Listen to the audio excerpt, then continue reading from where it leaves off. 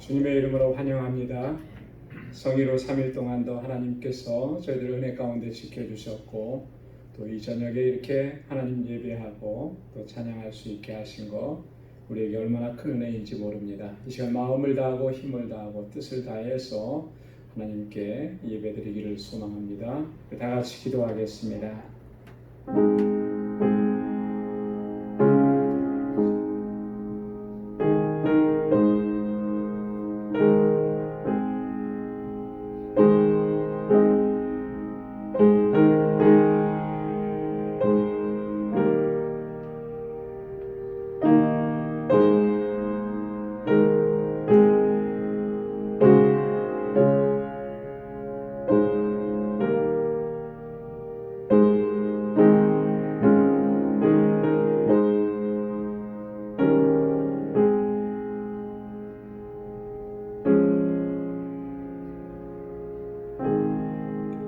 여호와께서 통치하시나니 땅은 즐거워하며 허다한 성은 기뻐할지어다.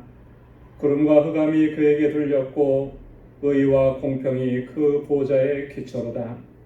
여호와를 사랑하는 너희여 악을 미워하라. 저가 그 성도의 영혼을 보존하사 악인의 손에서 건지시느니라. 의인을 위하여 빛을 뿌리고 마음이 정직한 자를 위하여 기쁨을 뿌렸도다. 의인이여 너희는 여호와로 인하여 기뻐하며 그 거룩한 기념에 감사할지어다. 아멘. 은혜가 풍성하시고 자비하신 여호와 하나님 아버지, 오늘도 이렇게 주님 저희들을 주님의 보좌 앞에 불러주시고 주님의 성호를 찬양하며 아버지께 예배드릴 수 있도록 인도해 주시니 감사합니다. 성의로 지난 3일 동안도 저희들을 불꽃 같은 눈동자로 지켜주시고 주의 권능의 팔로 우리를 붙잡아 주시며 한량없는 사랑과 은총을 베풀어 주심에 감사합니다. 연약하여 쓰러지고 넘어졌을 때에도 다시금 일으켜 세워주시며 범죄하여 넘어졌을 때에도 성령께서 우리 마음과 생각을 주장하셔서 주님 앞에 나와 고백하게 하시고 엎드리게 하시니 하나님 감사합니다. 우리의 허물과 죄악들을 고백하오니 주님 용서하여 주옵시고 주의 보혈로 우리를 정결하게 씻어 주옵소서. 다시 거룩하게 하여 주셔서 아버지께서 받으시기에 합당한 예배를 주님 앞에 올려드릴 수 있도록 이 시간 성령께서 주장하시고 우리를 인도하여 주옵소서. 저희들이 드리는 이 예배를 기뻐 흠양해 주시고 오늘도 예비하신 은혜로 충만하게 채워 주옵소서. 예수님의 이름으로 기도드리옵나이다. 아멘. 찬양 함께 올리겠습니다. 172장 빈들의 마른 불같이 시들은 나의 영혼, 우리 함께 찬양하겠습니다.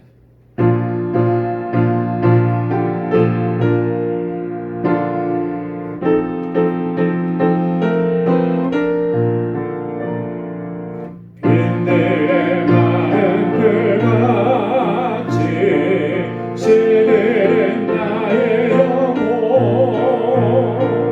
주님의 허락한 성령 간절히 기다리네. 가물음의 마른 땅에 단비를 내리시되 성령의 단비를 부어 새 생명 주옵소서. 반가운 빗소리 들려 산천이 춤을 추네. 봄비로 내리는 성령 내게도 주옵소서. 가물음의 마른 땅에 단비를 내리시되 성령의 단비를 부어 새 생명 주옵소서. 절 따라 우러를 내려 소목이 무성하니 갈급한 내 심령 위에 성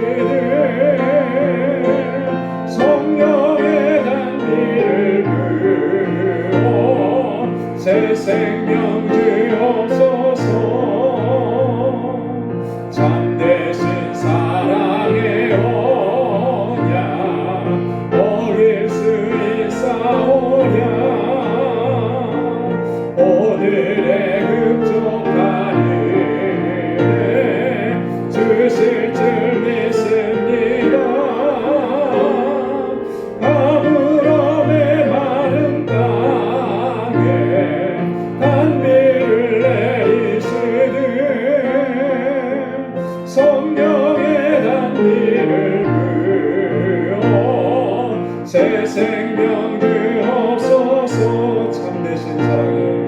참되신 사랑의 언약 어길 수 있사오랴. 오늘의 흡족한 은혜 주실 줄 믿습니다. 가물음의 마른 땅에 단비를 내리시는 성령의 단비를 부어 새 생명 주옵소서.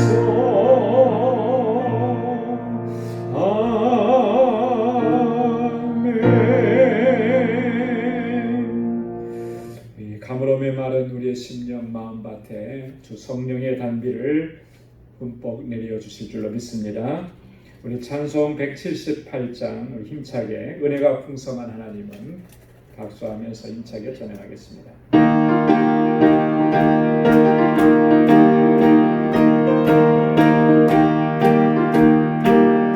은혜가 풍성한 하나님을 믿는 자 한 사람 한 사람 어제나 오늘도 언제든지 연창 보호해 주신 은혜가 풍성한 하나님을 믿는 자 한 사람 한 사람 어제나 오늘도 언제든지 연창 보호해 주시네. 주여 성령의 은사를 오늘도 내려주소서. 성령의 뜨거운 불길로서 오늘도 충만케 앞서서 성욕과 죄악에 물든 나를 성령의 물길로 태우사 정결케 앞서서 태우소서. 깨끗게 하여 주옵소서. 주여 성령의 은사를 오늘도 내려주소서. 성령의 뜨거운 불길로서 오늘도 충만케 앞서서 일생의 제물로 돌아가신 우리 주 예수님이시여 구속의 은혜를 내리시사 오늘도 구원해 주소서. 주여 성령의 은사를 오늘도 내려주소서. 성령의 뜨거운 불길로서 오늘도 충만케 앞서서 주님의 기쁘신 은혜만을 세상에 널리 전하리라.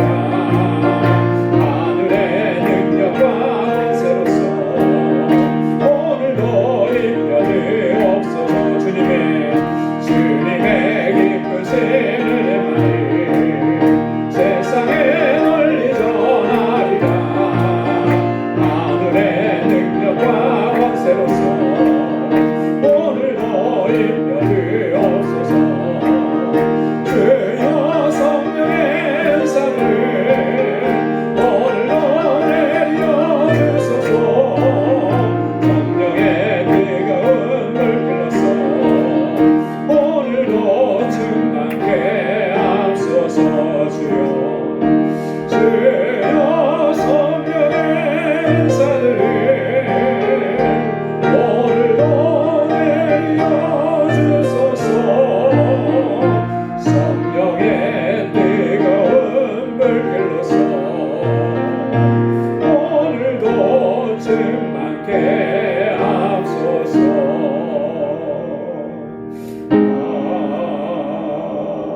아멘.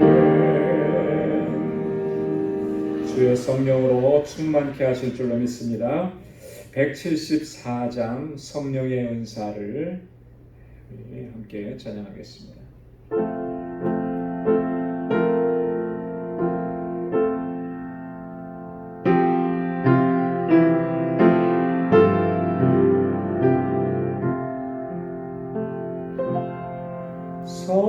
성령의 은사를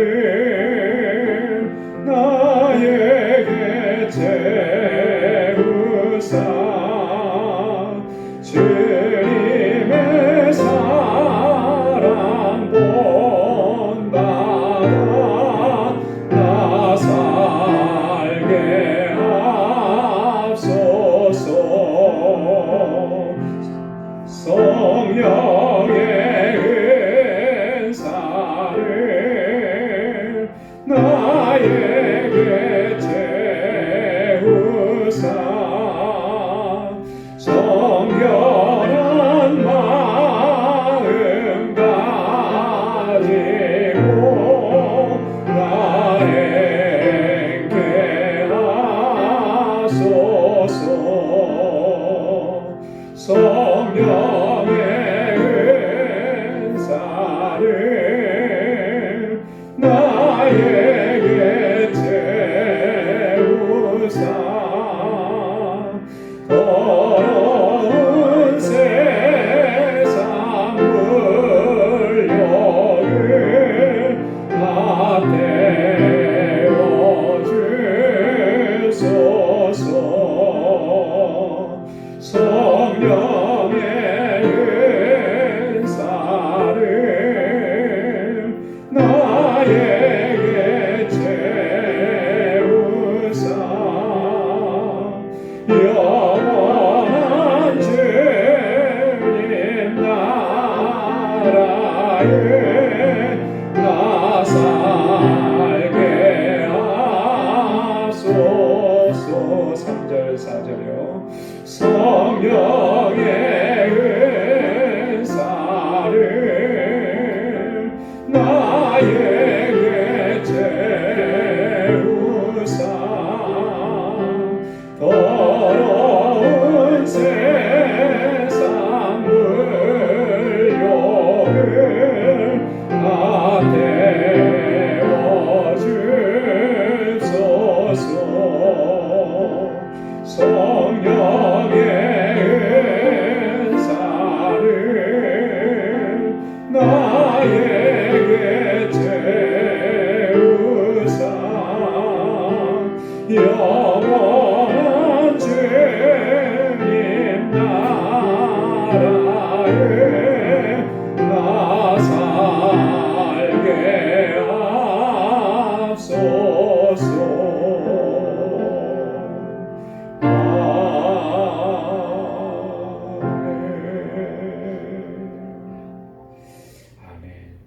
이 시간 다 같이 통성으로 함께 기도하겠습니다. 오늘 우리가 찬양으로 올려드린 이 가사의 내용들처럼 성령께서 우리 가운데 임하시고 주의 은사로 충만하게 채워주시고 그래서 성령의 충만함 가운데 성령의 주시는 능력과 권능으로 승리하며 하나님의 영광 돌리는 삶을 살아가게 하옵소서. 우리 방주교회가 성령 충만한 공동체 되고 믿음의 역사와 사랑의 수고와 소망의 인내로 소문난 교회가 되고 주님 주신 사명을 잘 감당할 수 있게 하옵소서. 세워주신 주의 일꾼들에게 주님 권능으로 함께 해주시고 저희 수고와 헌신을 하나님 받아달라고 우리 각 기관들을 위해서 같이 기도해 주시고 우리에게 주신 선교의 사명 잘 감당할 수 있게 해달라고 그리고 우리 선교제에 계시는 선교사님 그리고 우리 정덕수 선교사님 멕시코에 잘 도착하셨는데 귀한 사역 잘 감당할 수 있게 해달라고 그리고 이 시간 우리가 주님 앞에 가지고 나온 기도의 제목 가지고 함께 다 같이 통성으로 기도하겠습니다. 우리가 풍성하신 아버지 하나님 찬송하고 감사합니다. 하나님 아버지 이렇게 주님께서 저희를 사랑하셔서 아버지 앞에 나올 수 있게 하시고 우리의 심령이 주님을 갈급해하며 사모하는 귀한 마음 갖게 주셔서 감사합니다. 아버지 하나님 더욱더 뜨겁게 주님 사랑하며 주님께로 한 걸음씩 한 걸음씩 더 가까이 나아가게 도와주시옵소서. 얼마나 연약하고 어리석은지 모릅니다. 아버지 삶 넘어지고 쓰러지고 아버지 시험과 유혹에 걸려서 넘어질 때가 너무나 많습니다. 하나님 아버지 저희를 불쌍히 여겨 주옵소서. 주의 긍휼과 자비를 베풀어 주옵소서. 주 성령께서 우리를 온전히 붙잡아 주시고 성령의 주시는 권능과 능력 안에서 승리하며 살아갈 수 있게 하시고 주의 주시는 은사로 아버지 하나님 그 영광 돌리는 삶을 살아갈 수 있도록 인도하여 주시옵소서. 우리 방주교회를 지켜주시고 여기까지 함께 하심을 감사합니다. 정말 정말 하나님의 뜻하신 대로 온전하게 주님께 영광 돌리는 귀한 믿음의 공동체를 도와주시고 아름다운 사랑의 공동체가 되도록 역사하여 주옵소서. 우리 모든 지체들이 정말 내 몸과 같이 우리 사랑하는 형제와 자매와 우리 함께하는 믿음의 공동체를 사랑하고 위에서 기도하고 함께할 수 있는 저희들 되게 하여 주시옵소서. 이 재단에 세워주신 하나님의 귀한 일꾼들 주의 종들을 붙잡아 주시고 주의 권능으로 함께하여 주옵소서. 아버지 하나님 저들에게 충성된 마음을 허락해 주시고 헌신하는 마음을 허락해 주셔서 아버지 주님을 위해서 모든 것을 드리게 하시니 감사합니다. 저희의 수고와 헌신과 아버지 저희의 땀과 기도와 눈물을 하나님께서 받아주시고 아버지 하나님 이 공동체가 아름답게 세워져가게 하시며 주의 주신 사명 잘 감당할 수 있게 하여 주옵소서.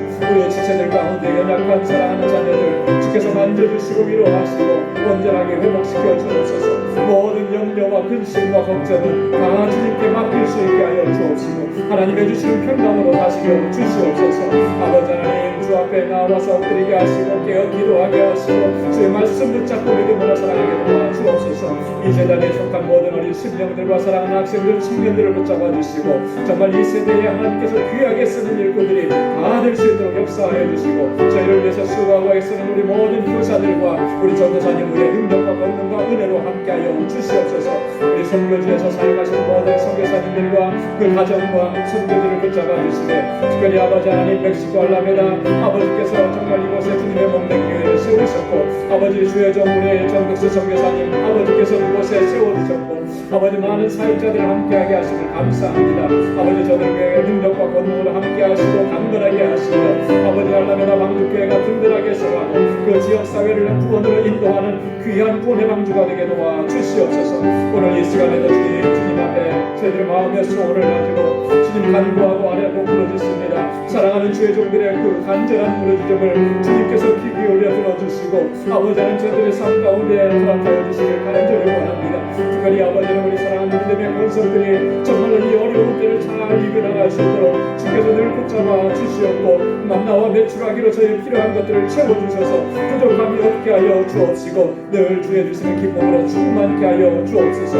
우리 사랑하는 자녀들이 정말 믿음 안에서 잘 자라고 정말 이 세대에 하나님께서 귀하게 쓰는 자녀들이 다 될 수 있도록 도와주시옵소서. 오늘도 주의 말씀으로 우리를 새롭게 하여 주시고 주님 앞에 새롭게 결단할 수 있는 은혜의 시간이 되도록 역사하여 주시옵소서. 감사합니다. 모든 영광 주님 앞에 올려드립니다. 예수님의 이름으로 간절히 기도드리옵나이다. 아멘. 할렐루야. 우리의 간절한 소망과 또 간구에 우리 하나님께서 반드시 응답해 주시리라고 믿습니다. 우리 오늘 묵상할 하나님의 말씀입니다. 사도행전 이제 8장 지난주에 이어서 9절에서부터 25절까지 말씀입니다. 사도행전 제 8장 9절에서부터 25절까지 제가 한 절 읽고 여러분 한 절 읽고 이렇게 교독하도록 하겠습니다. 그 성에 시몬이라 하는 사람이 전부터 있어 마술을 행하여 사마리아 백성을 놀라게 하며 자칭 큰 자라 하니 낮은 사람부터 높은 사람까지 다 존경하여 가로되 이 사람은 그가 일컫는 하나님의 능력이라 하더라. 오랫동안 그 마술에 놀랐으므로 저희가 청종하더니 빌립이 하나님 나라와 및 예수 그리스도의 이름에 관하여 전도함을 저희가 믿고 남녀가 다 세례를 받으니 시몬도 믿고 세례를 받은 후에 전심으로 빌립을 따라다니며 그 나타나는 표적과 큰 권능을 보고 놀라니라. 예루살렘에 있는 사도들이 사마리아도 하나님의 말씀을 받았다함을 듣고 베드로와 요한을 보내니 그들이 내려가서 저희를 위하여 성령 받기를 기도하니 이는 아직 한 사람에게도 성령 내리신 일이 없고 오직 주 예수의 이름으로 성령만 받을 뿐이다. 이에 두 사도가 저에게 안수하며 성령을 받는지라.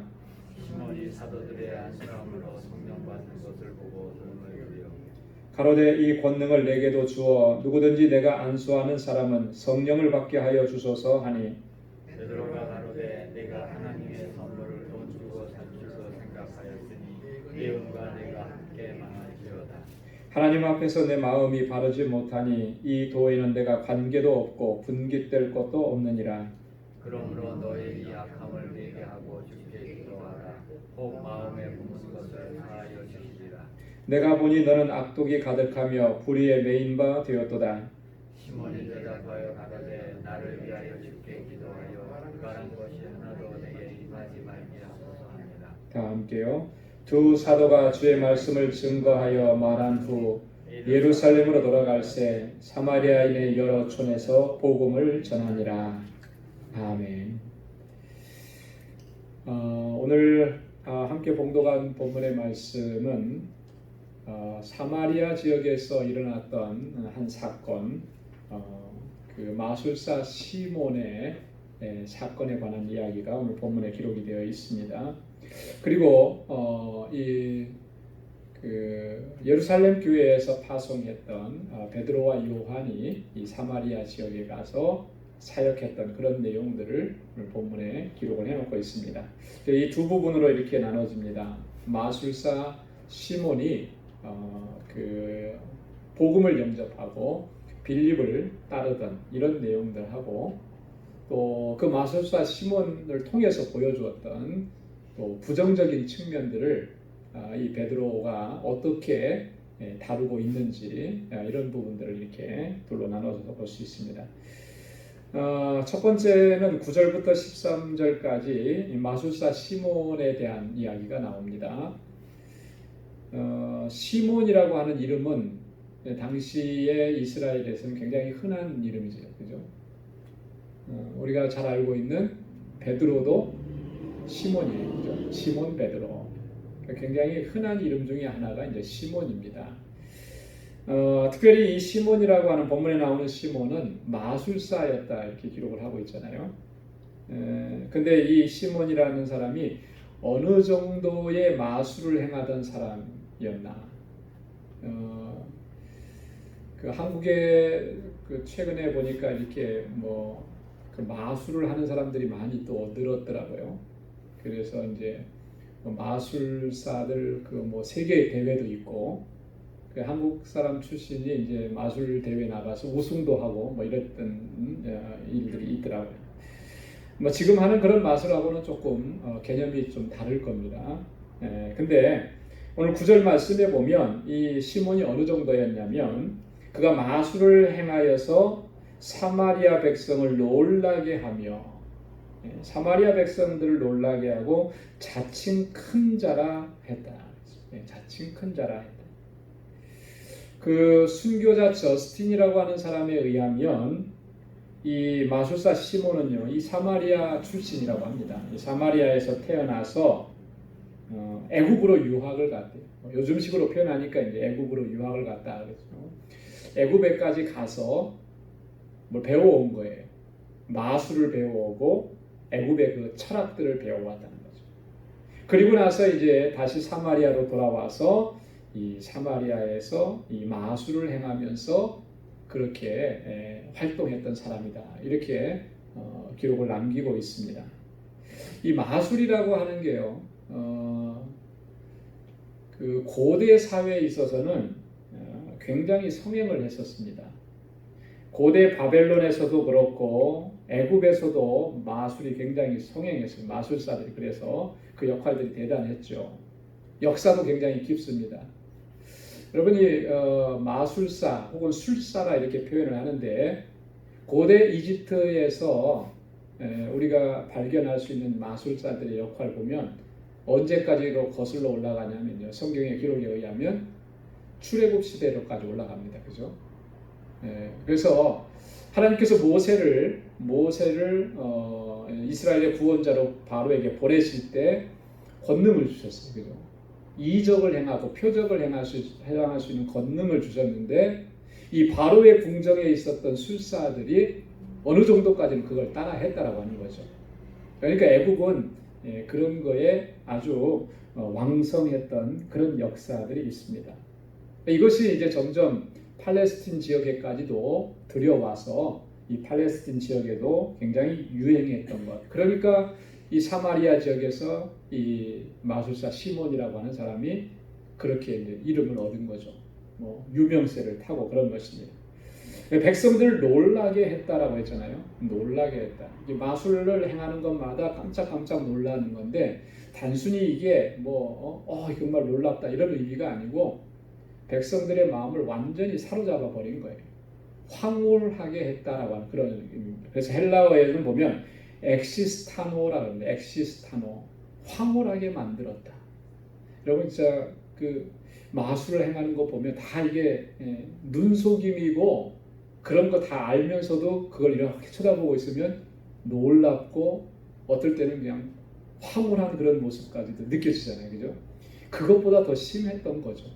요즘에야 다 이게 다 도구를 사용하고 기술을 하고 이렇게 해서 어느 정도는 마술은 이런 거다 사람들이 다 이해를 합니다. 그러나 이 시대에는 그거 눈속임이라고 생각을 하나요? 아니죠, 그죠? 그러니까 사람들이 확 빠져들어갈 수밖에 없어요. 그러니까 9절에 뭐라 그랬어요? 자기가 자칭 큰 자라 이렇게 그 정도였다라고. 자, 그런데 성경에서는 마술에 대해서 어떻게 말씀하시냐? 하나님은 마술에 대해서 어떻게 말씀하시냐? 하나님은 철저하게 금지시켰습니다. 철저하게 금지. 신명기 18장 10절부터 12절까지 말씀을 보면 이렇게 말씀하고 있죠. 한번 같이 읽어볼까요? 시작. 복술자나 기름을 말하는 자나 요술하는 자나 무당이나 진언자나 친적자나 박수나 초혼자를 너희 중에 용납하지 말라. 무릇 이런 일을 행하는 자는 여호와께서 가증히 여기시나니 이런 가증한 일로 인하여 내 하나님 여호와께서 그들을 내 앞에서 쫓아내시느니라. 아멘. 자, 하나님께서 가증히 여기신다 그랬어요. 어떤 사람들을? 복술자들을, 점치는 사람, 길흉을 말하는 자는, 점을 보는 자, 요술하는 사, 마술사, 마법사, 무당. 여기는 이제 특히 여자 무당을 얘기하는 거예요. 여기서는요. 진언자, 주문을 외우는 사람, 신적자, 접신하는 사람, 박수, 남자 무당을 가리키는 거죠. 초혼자, 죽은 사람의 영혼을 불러들이는 이런 사람들. 이런 행위들은요, 하나님께서 가증히 여기신다는 거예요. 자, 그리고 보면은 내 하나님 여호와께서 그들을 내 앞에서 쫓아내시느니라 그랬거든요. 여기서 말하는 그들은 누굴까요? 가나안 사람들을 얘기하는.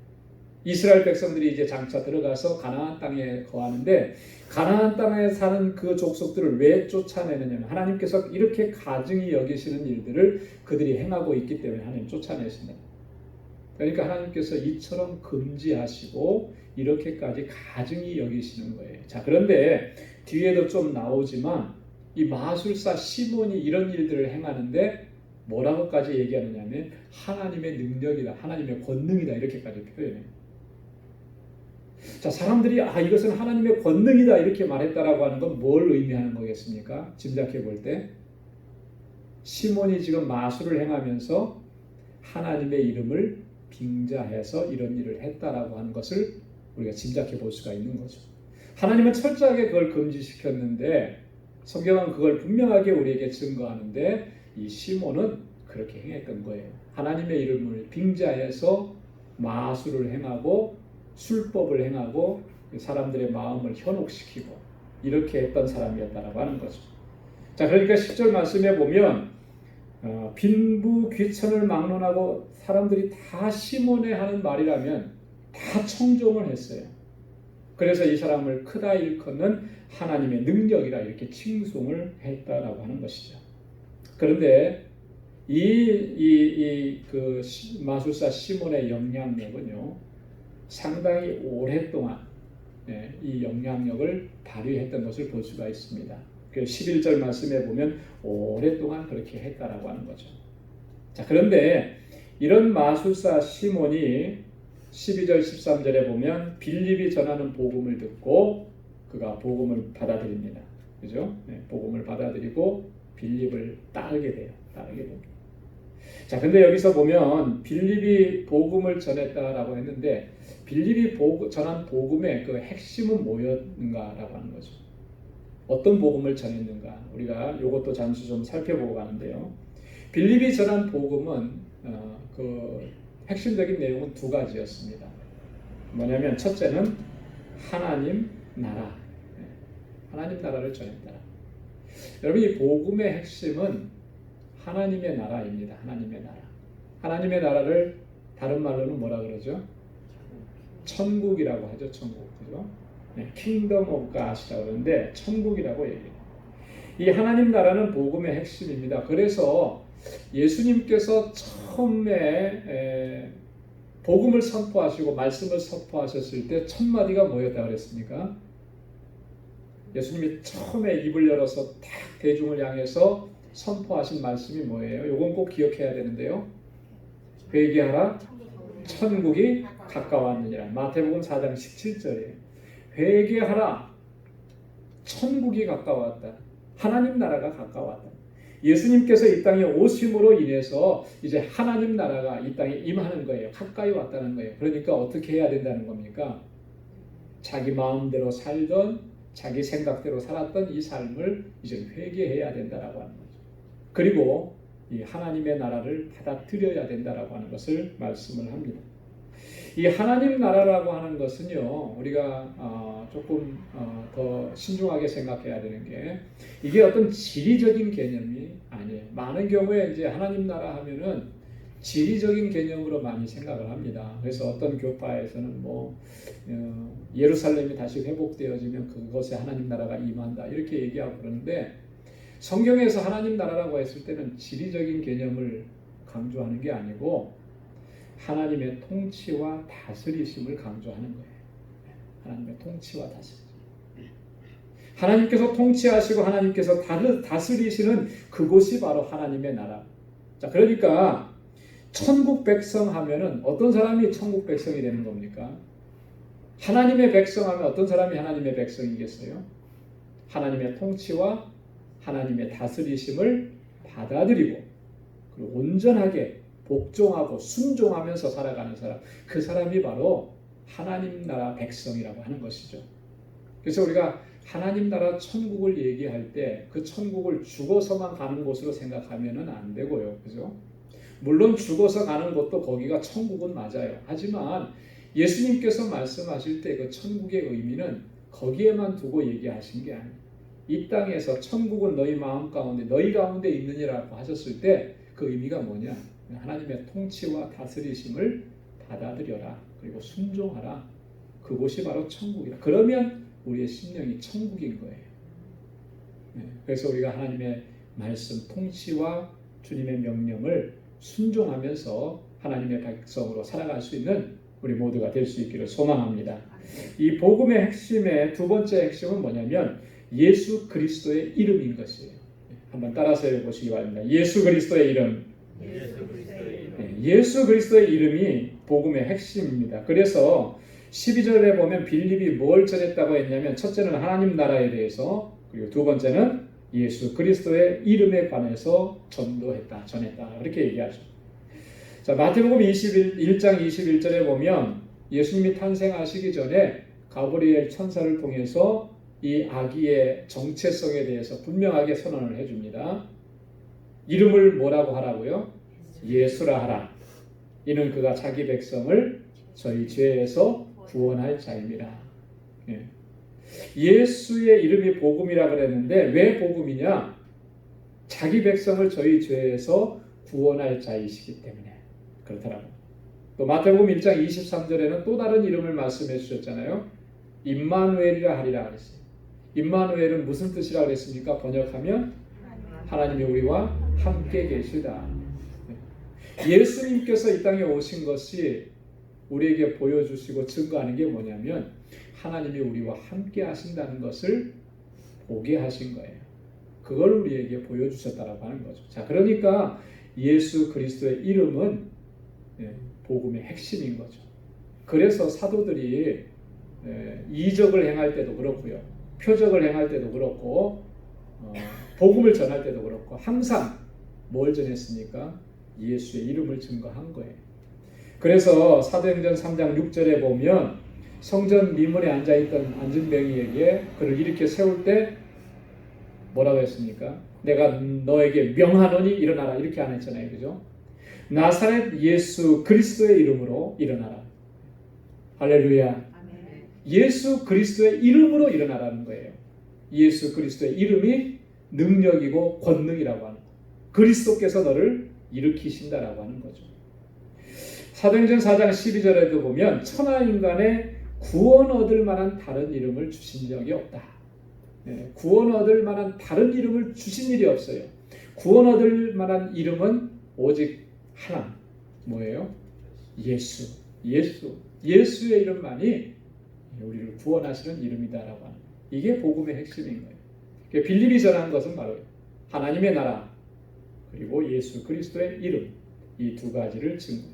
자, 그랬을 때 많은 사람들이 믿고 회심하고 돌아왔습니다. 그 중에 13절에 보면 시몬도 복음을 믿고 세례를 받고 그리고 전심으로 빌립을 따라다녔다 그랬습니다. 그럼 믿는 것, 믿는다라고 했을 때 이 믿는 것은 이렇게 설명할 수가 있을 거예요. 개인적인 확신이다 이렇게. 그죠? 믿는 것은 개인적인 확신이에요. 자, 근데 세례를 받는 것은 뭐냐? 믿고 세례를 받았다 그랬잖아요. 세례를 받는 것은 자신의 믿음을 퍼블릭하게 공적으로 선포하는 것입니다. 세례를 그래서 은밀한 곳에서 혼자 이렇게 받지 않잖아요. 항상 우리 교회에서 세례 받을 때는 어떻게 해요? 주일 예배 시간에 많은 회중 앞에서 여기서 세례를 받습니다. 그 세례를 받기 전에 자기의 신앙을 고백하고 세례를 받는 것이죠. 공적으로 선포하는 거예요. 그래서 이 믿음이라고 하는 것은 바로 개인적인 확신에다가 공적으로 내 믿음을 선포하는.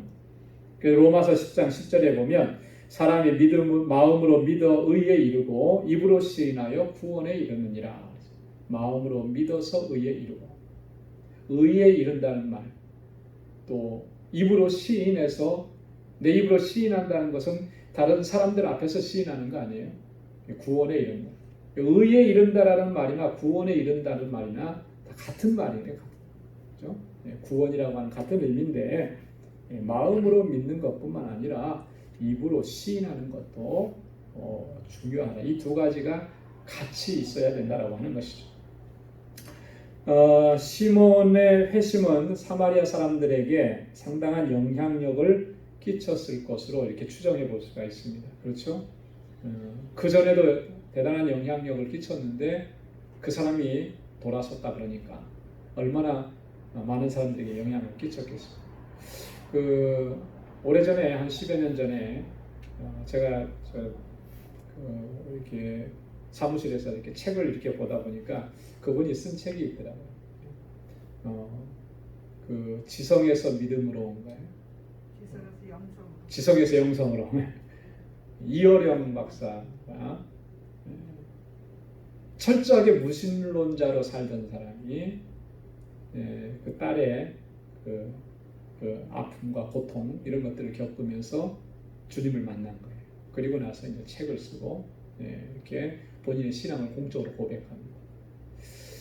참 사실 드문 일이에요, 그죠? 그런 지성인들이 사실 갑작스럽게 이렇게 회심하는 경우는 많지가 않거든요. 그러니까 이어령 박사의 그런 회심을 보면서 처음에는 사람들이 긴가민가 한 거죠. 정말 저게 진짜 회심한 건가 저 모습. 근데 나중에 보면 볼수록 진짜 회심한 거예요. 하나님 만난 거예요. 그러면 영향력이 끼쳐지죠. 많은 사람들에게요. 그 이상의 아마 이 시몬의 회심은 영향력을 미쳤을 것이다. 그런데 안타까운 것은 뒤에 나오지만 이 시몬의 회심이 진정한 회심이 아니었다라고 하는 거죠. 그는 단지 빌립을 통해서 나타난 그런 표적과 능력 이런 것에 매료되었던 거예요. 그러니까 나중에 뒤에 나오죠. 나중에 베드로가 기도해주고 안수해주니까 사람들이 성령 받는 것을 보고 돈을 들여서 그걸 살려고 했던 거예요. 18절과 19절에 보면 시몬이 사도들의 안수함으로 성령 받는 것을 보고 돈을 들여 가로되 이 권능을 내게도 주어 누구든지 내가 안수하는 사람은 성령을 받게 하여 주소서 하니. 자, 이렇게 요구한 것을 봤을 때 시몬에게는 어떤 생각으로 사로잡혀 있었다라고 하는 것을 알 수 있나요? 지금 이 빌립이 보여준 표적이나 아니면 그 베드로가 안수해서 성령 받게 하는 그런 능력을 보았을 때 이 능력이 자기가 지금까지 행하던 능력과는 비교도 안 될 만큼 출중하고 아주 격이 다른 그런 능력이다라고 판단이 든 거죠. 그래서 저것만 있으면은 내가 또다시 한번 이렇게 사람들에게 인기를 얻을 수 있겠다, 이런 판단을 했던 거예요. 그러니까 돈은 많으니까 내가 돈 주고 사겠습니다, 이렇게 했던 거예요. 그러니까 이런 모습을 보면 그가 아직은 완전한 회심자가 아니었다라고 하는 것을 우리가 알 수가 있죠. 자, 그래서 14절부터 25절까지 말씀을 보면 이 베드로와 요한이 가서 어떤 사역을 했고, 또 이 베드로와 요한의 사역을 통해서 이 마술사 시몬이 어떻게 그가 다시금 돌아서게 되는지를 이렇게 잘 기록을 해주고 있습니다. 예루살렘 교회에서 베드로와 요한을 사마리아에 파송을 했습니다. 그죠?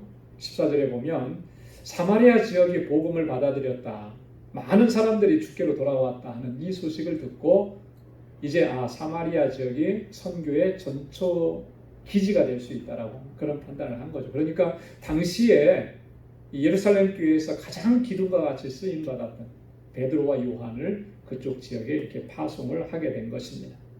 자, 이 사마리아 지역에 온 베드로가 한 첫 번째 일이 뭐였습니까? 성령의 임재를 위한 기도였어요. 무리들이 다 예수 믿고 구원받고 하나님의 자녀가 되고 세례도 받고 했는데 가만히 보니까, 물어보니까 성령을 받은 일이 없는 거예요. 그죠?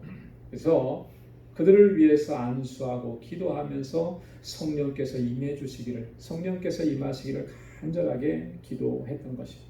그랬을 때 모두가 다 성령의 충만함을 받게 되는 그러한 역사가 일어났던 것이죠. 또 이 사건이 이 마술사 시몬에게는 또 이렇게 유혹받는 그런 상황이 되었던 거죠. 자, 베드로와 요한이 왜 성령의 임재를 위해서 그렇게 기도했을까? 그죠? 왜 성령이 임하시기를 한 사람 한 사람 머리 위에 손을 얹고 안수하면서 기도했을까? 베드로는 이미 다 체험을 했어요. 그죠? 성령의 체험을 했습니다. 성령이 임하시는 것을 경험했고 성령이 주시는 능력과 권능을 경험을 했어요. 오순절 마가의 다락방에서 정말로 그 성령을 기다리면서 간구하고, 그랬을 때 성령이 임하시는 것을 체험하고 그 성령의 능력이 자신을 통해서 어떻게 나타났는지를 그는 다 경험을 했습니다. 두려워 떨던 자신의 모습이 온데간데 없어지고 담대하게 죽음도 두려워하지 않고 복음을 전할 수 있는 그 능력, 그게 어디서 왔나? 자기에게는 그게 없었던 거죠. 성령께서 주시는 권능이고 능력이에요. 사도행전 1장 8절에 예수님께서 하셨던 말씀, 성령이 너희에게 임하시면 어떻게 되냐 그랬어요? 너희가 권능을 받고 그 권능을 체험한 거예요. 체험한 거예요. 여기 그 사도행전 1장 8절에서 권능이라고 그랬잖아요. 권능이라고 하는 말은 헬라어로 듀나미스라고, 듀나미스. 그 듀나미스라고 하는 말이 영어 성경에서는 다이너마이트, 영어로는 다이너마이트라는 말로 이렇게 바뀌어요. 여러분, 다이너마이트가 요즘에야 핵폭탄에 비할 것도 없지만, 여러분 이제 불과 몇십 년 전만 해도, 100년 전만 해도 최고의 폭발력을 가진 건 다이너마이트였잖아요. 그죠? 그 이상의 그런 권능을, 능력을 표현하는 거예요. 성령께서 그런 능력을 주셨는데 베드로는 그것을 체험했어요. 그래서 성령의 임재가 얼마나 중요한지를 그는 깨닫고 있었기 때문에, 그래서 성령께서 저들 가운데 함께 하시고 능력으로 덧입혀 주시기를 그렇게 간절하게 기도합니다. 여러분, 우리가 성령의 능력과 권능으로 충만함을 덧입기를 늘 갈망하고 사모하고 또 그렇게 기도해야 할 줄로 믿습니다. 성령께서 주시는 능력이 아니면 사실 우리는요, 또 제대로 이렇게 감당할 수 있는 게 없어요. 선교를 감당하는 일도 그렇고, 주님께서 주신 직분을 감당하는 일도 그렇고, 주님께서 성령을 통해서 우리에게 능력을 주셔야만 감당할 수 있는 것들이라고 하는 거죠. 그래서 우리가 간절하게 간구해요. 갈라디아서 5장 16절에 보면 바울이 그렇게 권면했습니다. 내가 이르노니 너희는 성령을 쫓아 행하라. 그리하면 육체의 욕심을 이루지 아니하리라. 여러분, 육체의 욕심을 제거할 수 있고 그걸 물리칠 수 있는 것은요, 우리 의지 가지고 되는 게 아니죠. 그죠?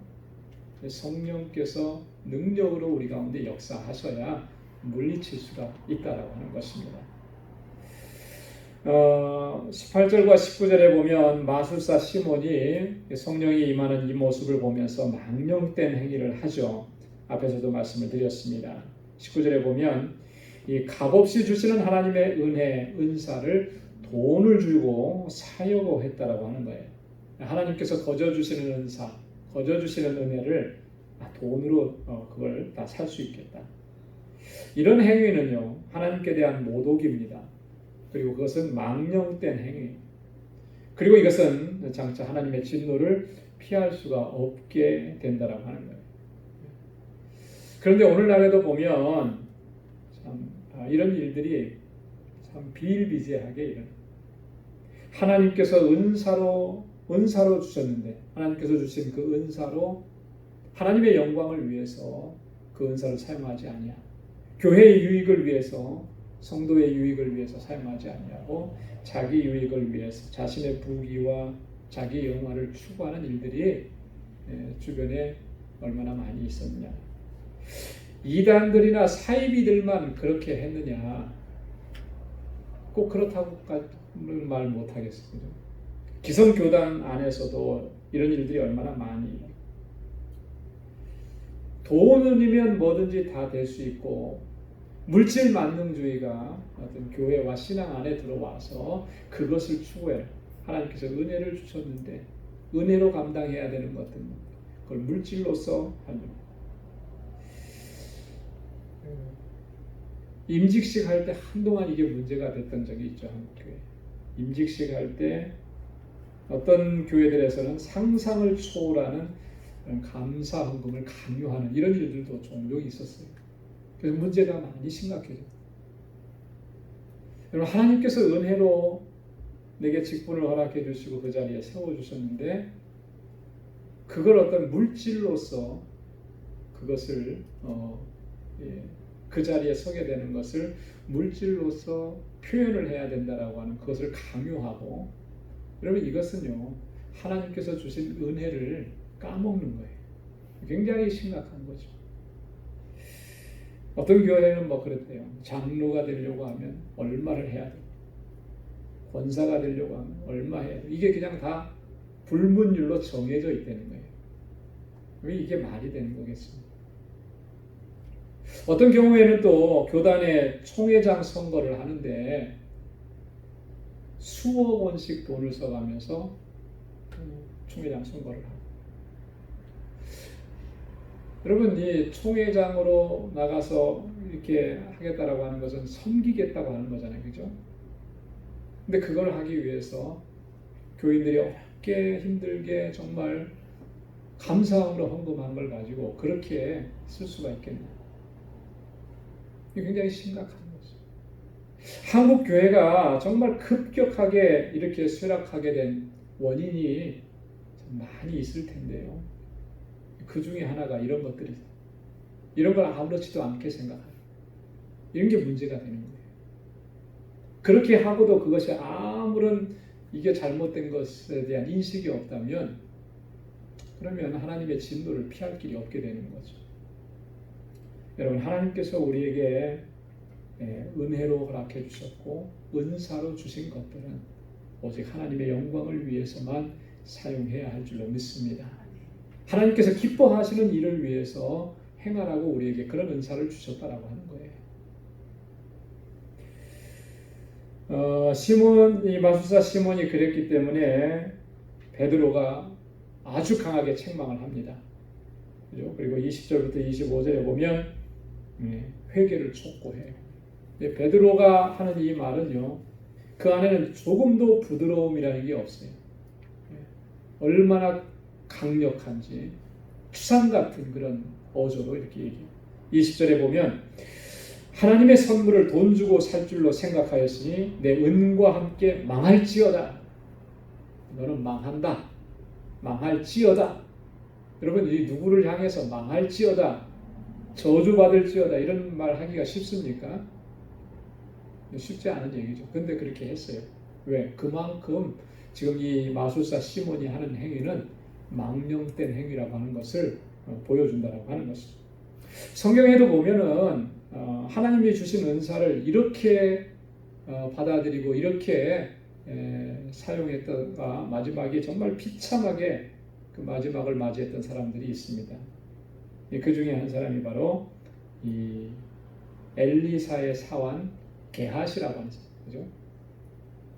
자, 게하시는 엘리사의 사환이었습니다. 우리가 잘 아는데요. 하나님께서 엘리사에게 능력을 주시고 역사하셔서 아람 군대 장관 나하만의 문둥병을 고쳐주셨어요. 나하만이 많은 예물을 가져와서 그거 바치려고 했지만 다 거절했습니다. 게하시는 하나도 받지 않았어요. 다 돌려보냈어요. 이 엘리사는 다 돌려보냈어요. 자, 그런데 거기에서 탐이 난 거예요, 그죠? 게하시가 나중에 쫓아가요. 그래서 거기 가서 우리 선생님이 시켰다고 거짓말까지 해가면서, 그러면서 은 1달란트와 옷 2벌을 좀 달라. 그렇게 해서 받아가고. 자, 그렇게 했다가 그 결과가 어떻게 됐습니까? 하나님의 선지자 엘리사가 그걸 몰랐겠어요? 하나님이 그거 안 보여주셨겠어요? 다 알게 하시고 보여주셨죠. 내 심령이 감각되지 않더냐, 내 마음에 찔림이 없더냐, 그렇게 책망하면서 게하시는 결국 나아만이 걸렸던 문둥병에 게하시가 걸리게 되잖아요. 그 이후로는 성경에 게하시의 이름이 나타나지 않습니다. 여러분, 선지자를 도우면서 그렇게 정말 중요한 사역을 감당했었고 하나님의 은혜를 직접적으로 체험했던 사람인데 그 하나님의 주신 은혜를 어떻게 자기 사사로운 유익을 위해서 그렇게 쓰려고 하다 결국 이렇게 비참하게 돼요. 지금 그런 얘기를 하는 거예요. 내 은과 함께 내가 망할지어다. 21절에 보면은 하나님 앞에서 내 마음이 바르지 못하니 이 도에는 내가 관계도 없고 분깃될 것도 없느니라. 엄청난 말씀을 하는 거죠. 네가 하나님 앞에서 마음을 바르게 하지 않았기 때문에 이 도에는 어떤 도예요? 예수 그리스도의 복음을 얘기하는 거죠. 구원받고 하나님의 자녀가 되는 이 복된 소식에 너는 관계가 없다. 거기에서 너가 얻을 수 있는 분깃은 하나도 없다. 내 마음이 바르지 못하다라고 얘기했습니다. 이 바르지 못하다라고 하는 말은요, 네가 영적인 것을 분별하지 못하다 이렇게 오로지 세속적이고 물질적인 것에만 사로잡혀 있는 심령의 상태, 이것을 얘기하는 겁니다. 하나님께서 주신 그 은혜와 은사 그리고 그 직분들을 다 그런 관점으로만 해석하는, 물질적인 관점으로만 해석. 이게 심각한 문제예요.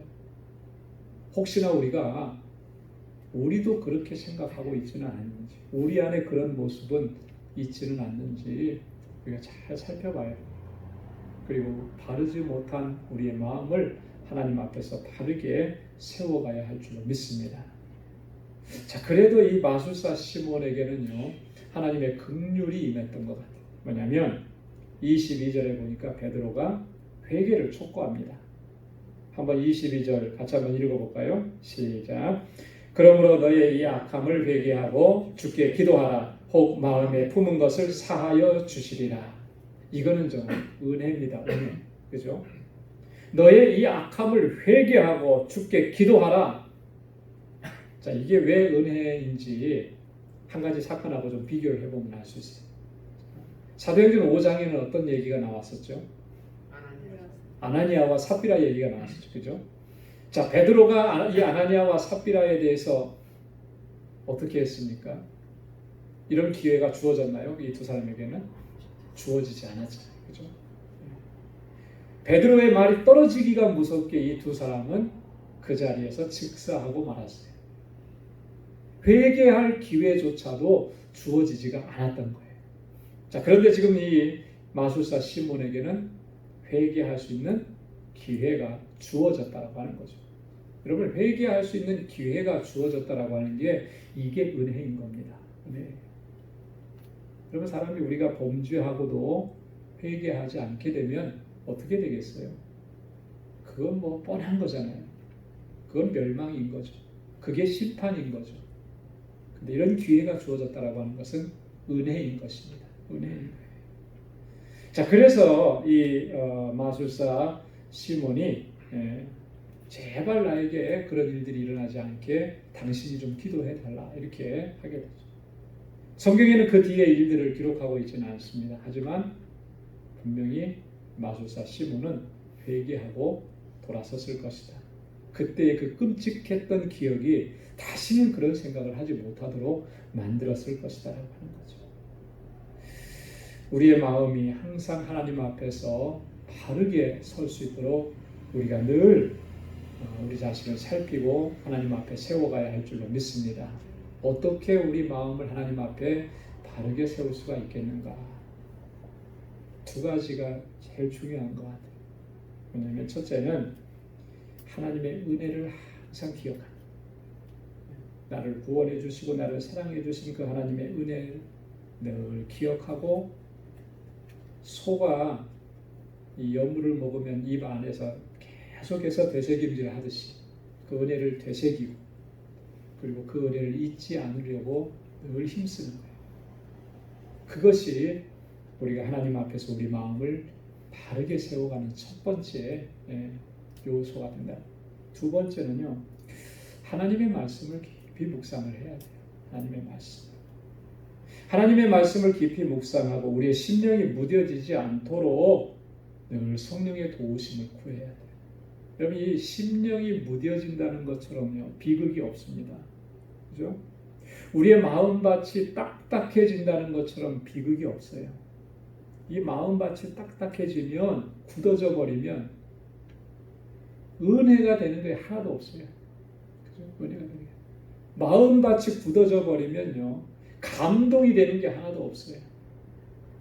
그것처럼 안타까운 일들이에요. 감동스러운 사건을 보고도 감동이 안 되고, 눈물 나는 그런 상황을 보고도 눈물이 안 나온다는 것처럼 안타까운 일이 어디 있겠습니까? 우리 영혼의 상태가 그렇게 되면 그건 참 안타깝고 비참한 일이에요. 우리의 심령의 상태가 그렇게 되지 않도록, 무뎌지지 않도록 늘 성령의 도우심을 구하면서 말씀을 깊이 묵상해요. 말씀으로부터 멀어지게 되면 우리의 심령은 무뎌지게 되는 겁니다. 왜냐하면 하나님의 말씀은 항상 우리의 심령을 깨우치기 때문에. 말씀이 깨우쳐주는 거죠. 말씀을 읽을 때 성령께서 그 말씀과 함께 역사하셔서 우리의 심령을 깨우시는 거예요. 근데 그 말씀을 멀리하면 영적인 상태가 점점 굳어져 가는 것이죠. 그렇게 되면 오늘 이 시몬이 보여줬던 것처럼 그런 망령된 행위도 서슴지 않고 행하게 되는 안타까운 일들이 벌어져요. 하나님 앞에서 우리 마음을 늘 바르게 세우기 위해서 늘 은혜 안에 거하고 말씀 안에 거하고, 그래서 은혜로 충만해져서 하나님께서 귀하게 사용하는 그런 귀한 일꾼들로 주님 앞에 쓰임받기를 주님의 이름으로 축원합니다. 기도하겠습니다. 하나님 아버지, 감사합니다. 오늘도 주님께서 저희들에게 은혜 주시고, 또 하나님 이렇게 주님의 귀한 말씀을 통해서 우리로 하여금 깨닫게 해주시니 감사합니다. 우리가 이 마술사 시몬과 같았습니다. 하나님의 은혜를 사모하고 주님의 은사를 갈망하기보다 아버지 하나님, 이 육적인 삶의 유익만을 추구해 왔던 것이 저희들의 모습이었습니다. 주님, 불쌍히 여겨 주옵소서. 성령께서 우리 마음과 생각을 온전히 사로잡아 주시고 하나님의 은혜가 얼마나 귀하고 소중하고 값진 것인지를 깨닫게 하여 주시고, 그 은혜를 단 한순간도 잊지 않도록 도와주옵소서. 주 성령께서 우리 마음과 생각을 다스려 주시고 주장하여 주시고 기경하여 주셔서 하나님, 우리 마음밭이 옥토와 같게 하여 주셔서 주님의 은혜를 담고도 남음이 있게 하여 주시고, 은혜 안에서 늘 감사하며 주님께 영광 돌리는 삶을 살아가는 하나님의 귀한 백성들이 다 될 수 있도록 주님 도와주옵소서. 우리 광주의 모든 믿음의 본석들을 지켜주시고 늘 함께 동행해 주시고, 저희가 믿음으로 살아 승리하며 하나님께 영광 돌리는 삶을 살아가기에 부족함이 없게 하시고 하나님 저의 가정과 행하는 모든 일 가운데 주님의 평강과 형통함의 복을 더하여 주옵소서. 이제는 우리 주 예수 그리스도의 무한하신 은혜와 하나님 아버지의 크고 놀라우신 사랑과 성령의 위로 교통 충만하심의 역사가 주님 앞에 나와 아버지를 예배하고 주의 말씀을 통해서 새롭게 도전받고 주님 앞에 결단하고 하나님의 영광을 위해서 살아가기로 주님 앞에 결단하는 우리 방주의 모든 믿음의 권속들과 또 저들의 가정, 직장, 생업의 터전 학업 위에 이제로부터 영원까지 함께 하시기를 간절히 축원하옵나이다. 아멘.